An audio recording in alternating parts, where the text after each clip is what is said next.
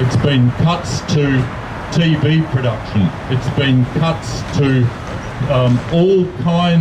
just about every part of the ABC's activities have been adversely affected by those cuts, which started in 2014.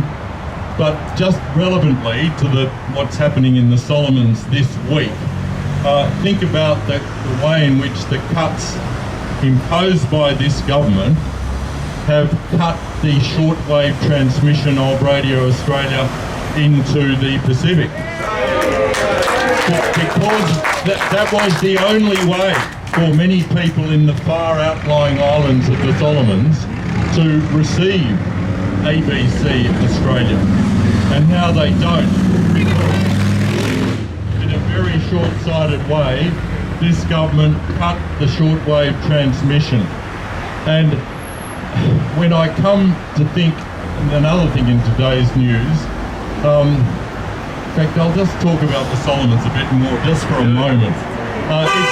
It's a shameful dropping of the ball in respect of the Pacific as a whole by this government. The ending of the shortwave transmission is just part of it. They cut aid to the Pacific. They cut aid to the Solomons.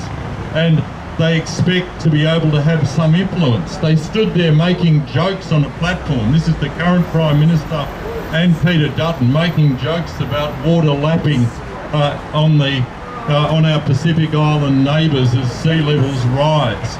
That's the attitude they've got to the Pacific. That's the attitude they've got to the Solomons. And as my excellent colleague Penny Wong has said, this latest agreement between China and the Solomons is the greatest foreign policy disaster in decades.